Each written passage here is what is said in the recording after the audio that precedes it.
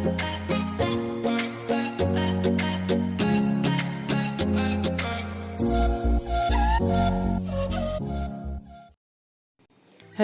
നമസ്കാരം, എല്ലാവർക്കും Dev's cooking world പുതിയ വീഡിയോയിലേക്ക് സ്വാഗതം. നല്ല മനസ്സോടെ ഭക്ഷണം പാകം ചെയ്താൽ ഏത് ഭക്ഷണത്തിനും രുചി കൂടും. അതുപോലെ തന്നെ നമ്മൾ ഉണ്ടാക്കുന്ന ഭക്ഷണം ആൾക്കാരുടെ വയറ് മാത്രമല്ല മനസ്സും നിറയ്ക്കണം. അതിലൂടെയാണ് ഒരു കുക്കിന് വിജയമുണ്ടാകുന്നത് അല്ലേ. അപ്പോൾ ഇന്ന് ഞാൻ നിങ്ങൾക്ക് പരിചയപ്പെടുത്തുന്നത് നമ്മുടെ നാട്ടിൽ മോദകമെന്നും ചില സ്ഥലങ്ങളിൽ സുഖിയൻ എന്നൊക്കെ പറയുന്ന ഒരു പലഹാരമാണ്. അപ്പോൾ എല്ലാവരുടെയും വിചാരം പയർ വേവിച്ച് കുറച്ച് ശർക്കര ചേർത്ത് ഉരുളയാക്കി മാവിൽ മുക്കി വറുത്തെടുത്താൽ അത് മോദകമാകുമെന്നാണ്. അങ്ങനെയല്ല കേട്ടോ, അതിന് ചെറിയ 1-2 മിനുക്ക് പണി കൂടെ ഉണ്ട്. അതെന്താണെന്ന് ഞാൻ ഈ വീഡിയോയിലൂടെ നിങ്ങൾക്ക് കാണിച്ചു തരാം. വീഡിയോയിലേക്ക് പോകുന്നതിന് മുന്നേ ഈ ചാനൽ ഇഷ്ടമാകുന്നുണ്ടെങ്കിൽ സബ്സ്ക്രൈബ് ചെയ്യാനും ലൈക്ക് ചെയ്യാനും ഷെയർ ചെയ്യാനും മറന്നു പോകരുത്. അപ്പോൾ ശരി, നമുക്ക് വീഡിയോ കണ്ടാലോ. അപ്പം ഞാനൊരു പാൻ എടുത്ത് ഒരു 200 ഗ്രാമിൽ കൂടുതലുണ്ട് കുറച്ച് ശർക്കര ഒന്ന് മെൽറ്റ് ചെയ്യാൻ വെച്ചിട്ടുണ്ട്. ആ മെൽറ്റ് ചെയ്യാനായിട്ട് നമുക്ക് ഒരുപാട് വെള്ളമൊന്നും വേണ്ട, ഒരു അരക്കപ്പോളം മതിയാകും, കൂടുതൽ വേണ്ട കേട്ടോ, അരക്കപ്പിനുള്ളിൽ മതി. അത് മെൽറ്റ് ചെയ്യാൻ വയ്ക്കാം. എന്നിട്ട് നമുക്ക് ബാക്കി 1-2 കാര്യങ്ങളൂടെ ചെയ്യാനുണ്ട്. മറ്റൊരു പാനിൽ ഞാനൊരു 2 ടേബിൾ സ്പൂൺ നെയ്യ് ഒഴിച്ചു കൊടുക്കുന്നുണ്ട്. 2 ടേബിൾ സ്പൂൺ. ഇതിൽ നെയ്യിൻ്റെ അംശം കുറഞ്ഞു പോയാൽ ടേസ്റ്റും കുറയും കേട്ടോ. അപ്പോൾ നെയ്യ് എത്ര കൂടുതൽ ചേർക്കുന്നോ അത്രയും നല്ലത്. അപ്പോൾ നമുക്ക് കുറച്ച് നട്ട്സും അതുപോലെ തന്നെ കുറച്ച് കിസ്മിസും കൂടെ വറുത്ത് കോരാം, നമ്മൾ സാധാരണ പായസത്തിനൊക്കെ വറുത്ത് എടുക്കുന്നത് പോലെ.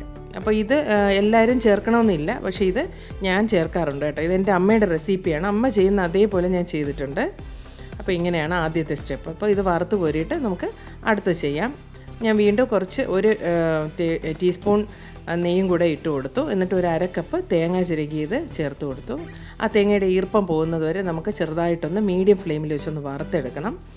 എന്നിട്ട് വറുത്തിങ്ങ് കോരി മാറ്റണ്ട. അതുപോലെ നമ്മൾ വേവിച്ച് വെച്ച ഒരു 1.5 കപ്പ് പയർ ഞാൻ വേവിച്ച് വെച്ചിട്ടുണ്ടായിരുന്നു. അതിന് ലേശം ഉപ്പും കൂടെ ഇട്ടാണ് ഞാൻ വേവിച്ചത് കേട്ടോ. ആ പയർ ഞാൻ അതിലോട്ട് ആഡ് ചെയ്ത് കൊടുത്തിട്ട് അതും തേങ്ങയും കൂടെ നന്നായിട്ടൊന്ന് മിക്സ് ചെയ്തെടുക്കുന്നുണ്ട്. അപ്പോൾ മിക്സ് ചെയ്തെടുക്കുമ്പോഴേക്കും നമ്മുടെ ശർക്കര അവിടെ റെഡിയായി വരുന്നുണ്ട്. ഇതിനിടയ്ക്ക് ഞാൻ 1 ടീസ്പൂൺ ഏലക്കാപ്പൊടി കൂടെ ചേർത്ത് കൊടുത്തു. അപ്പോൾ ശർക്കര നന്നായിട്ട് മെൽറ്റായിട്ടുണ്ട്. ഇനി അതിൻ്റെ ഒരു അരിപ്പയിലൂടെ നമുക്കൊന്ന് അരിച്ചെടുക്കാം. അപ്പോൾ അത് ക്ലീനായിട്ട് വരും, എന്തെങ്കിലും അഴുക്കൊക്കെ ഉണ്ടെങ്കിൽ അങ്ങ് പോയിക്കോളും. അതാണ് ഞാൻ ആദ്യമേ പറഞ്ഞ, ഒരുപാട് വെള്ളം ചേർക്കേണ്ട, ഇച്ചിരി കട്ടിക്ക് കിട്ടിയാലാണ് കുറച്ചുകൂടെ നല്ലത്. ഇനി നമുക്കിതൊരു 5 മിനിറ്റോളം നന്നായിട്ട് മിക്സ് ചെയ്ത് കൊടുക്കണം. ഡ്രൈ ആയിട്ട് വരണം കേട്ടോ. അത് ഒരു 5 മിനിറ്റ് കൂടുതലാകും, ക്ഷമയോടെ ചെയ്യുക.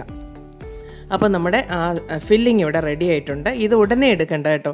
നമുക്ക് ഈ നട്ട്സൊക്കെ ചേർത്ത് ഒരു 10 മിനിറ്റോളം തണുക്കാനായിട്ട് വെക്കാം, അല്ലെങ്കിൽ കൈ പൊള്ളിപ്പോവും. അപ്പോൾ നന്നായിട്ട് തണുത്തിട്ട് വന്നാലേക്കും നമുക്ക് നല്ല ഉരുളകളാക്കി കിട്ടും. അപ്പം നമുക്കിതിന് വേണ്ടുന്ന ഒരു ബാറ്റർ ഇവിടെ റെഡിയാക്കാനുണ്ട്. അപ്പോൾ ഞാൻ 250 ml ഒരു കപ്പിൽ മൈദ മാവാണ് ആഡ് ചെയ്യുന്നത്. അതിന് ലേശം ഉപ്പ് കൂടെ കുറച്ച് മതി കേട്ടോ, ഒരു 1/4 ടീസ്പൂൺ ഉപ്പ് ചേർക്കുന്നുണ്ട്. ഒരു 1/4 ടീസ്പൂൺ മഞ്ഞൾപ്പൊടിയും കൂടെ കളർ എൻഹാൻസ് ചെയ്യാൻ വേണ്ടിയിട്ട് അത് ചേർത്ത് കൊടുക്കണേ, എന്നാലേ ഒരു ഭംഗി ഉണ്ടാവുള്ളൂ. നന്നായിട്ട് മിക്സ് ചെയ്തിട്ട് നമുക്ക് കുറേശ്ശെ വെള്ളം ചേർത്ത് ഒരു ദോശ മാവിൻ്റെ ഒരു ബാറ്റർ റെഡിയാക്കണം. ഒരുപാട് കട്ടിയും ഒരുപാട് ലൂസും പാടില്ല കേട്ടോ, തീരെ കട്ടിയായാലും ശരിയാവത്തില്ല. ഞാൻ കാണിച്ചു തരാം. ഒരു സോളിഡ് സ്റ്റേജിൽ നിന്ന് കുറച്ചുകൂടെ വന്നിട്ട് മാറി വരണം, ഇതുപോലെ ദോശമാവിൻ്റെ പോലെ. അപ്പോൾ നമ്മുടെ ബാറ്റർ ഇവിടെ റെഡി ആയിട്ടുണ്ട്. നമ്മുടെ പയർ നന്നായിട്ട് തണുത്ത് വന്നിട്ടുണ്ട്. ഇത് ഉരുട്ടുമ്പോൾ ശരിയാകാൻ വേണ്ടിയിട്ട് നമുക്ക് കൈ ഒന്ന് നനച്ച് കൊടുത്തിട്ട് വെള്ളം നനച്ചിട്ട് ഉരുട്ടിയാൽ നന്നായിട്ട് വരും കേട്ടോ. വീണ്ടും നിങ്ങൾക്ക് ശരിയായില്ലെന്നുണ്ടെങ്കിൽ കുറച്ച് നേരം ഫ്രിഡ്ജിൽ വെച്ചിട്ട് എടുത്താലും മതി കേട്ടോ. അതിൻ്റെ ഒന്നും ആവശ്യം വരില്ല. ഇത് കൈ നനച്ചിട്ട് ഇങ്ങനെ ഉരുളകളാക്കിയാൽ നല്ല ഷേപ്പിന് വരും. എന്നിട്ട് നമുക്ക് തിളച്ച എണ്ണയിൽ വറുത്ത് കോരണം. ഏത് ഓയിൽ വേണോ നിങ്ങൾക്ക് യൂസ് ചെയ്യാം. ഞാൻ സൺഫ്ലവർ ഓയിലാണ് യൂസ് ചെയ്തത്. ഇതുപോലെ ഒരു സ്പൂൺ വെച്ചിട്ട് നമുക്കിങ്ങനെ മാവ് ഒഴിച്ചു കൊടുക്കാം പയറിലോട്ട്.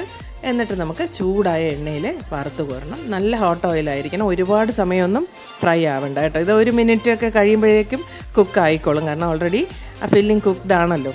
അപ്പോൾ ആ കവറിങ് മാത്രം നമുക്ക് ഒന്ന് കുക്ക് ചെയ്ത് കിട്ടിയാൽ മതിയാകും. അപ്പോൾ നമുക്കിങ്ങനെ ഓരോന്നായിട്ട് വറുത്ത് കോരാം. ഇത്രയേ ഉള്ളൂ നമ്മുടെ മോദകത്തിൻ്റെ പാകം.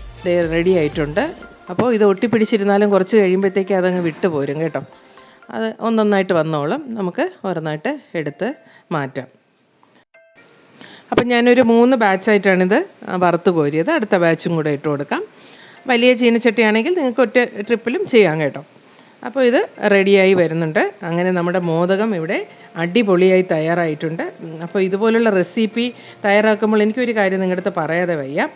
ഈ റെസിപ്പി നമ്മൾ ചേർക്കേണ്ട സംഗതികൾ, അതായത് നെയ്യ്, മധുരം, ഇതെല്ലാം കറക്റ്റായിട്ട് ചേർക്കുക. അല്ലാതെ അതിന് പിശുക്ക് വിചാരിച്ചാൽ തീർച്ചയായിട്ടും ഇത് ഫ്ലോപ്പായി പോവും. പിന്നെ ഞാനൊരു കാര്യം പറയും, ഇത് എൻ്റെ അമ്മയുടെ റെസിപ്പിയാണ്. അമ്മ ഞങ്ങൾക്ക് വൈകുന്നേരം സ്നാക്സ് ആയിട്ടാണ് ഇത് തയ്യാറാക്കി തരുന്നത് കേട്ടോ. അപ്പോൾ ഇത് നിങ്ങൾക്ക് വൈകിട്ടോ ഇഷ്ടമുള്ള സമയത്ത് ഇത് തയ്യാറാക്കാവുന്നതാണ്. ഒരു പ്രയാസമില്ലെന്ന് നിങ്ങൾക്ക് മനസ്സിലായല്ലോ അല്ലേ? അപ്പോൾ ഈ വീഡിയോ ഇഷ്ടമായിട്ടുണ്ടെങ്കിൽ കമൻറ്റ്സ് ഇടാനും മറന്നു പോകരുത് കേട്ടോ. അപ്പോൾ ഫ്രണ്ട്സ്, ഇത് കാണുമ്പോൾ തന്നെ ഇതിൻ്റെ ഒരു ടേസ്റ്റ് എന്ന് പറഞ്ഞാൽ വളരെ വളരെ സ്വീറ്റും, എന്താ പറയേണ്ട, ആ നെയ്യിൻ്റെ മണമൊക്കെ കൂടെ ആകുമ്പോൾ ഭയങ്കര ഒരു രുചിയാണ്. അപ്പോൾ നിങ്ങൾ എന്തായാലും ഇതൊന്ന് ട്രൈ ചെയ്യണം. അപ്പോൾ ഈ ചാനൽ ഇഷ്ടമാവുന്നുണ്ടെങ്കിൽ സബ്സ്ക്രൈബ് ചെയ്യാനും ഷെയർ ചെയ്യാനും മറന്നു പോകരുത്. വീണ്ടും നല്ലൊരു ടേസ്റ്റി എപ്പിസോഡുമായി കാണും വരേക്കും stay safe and good bye.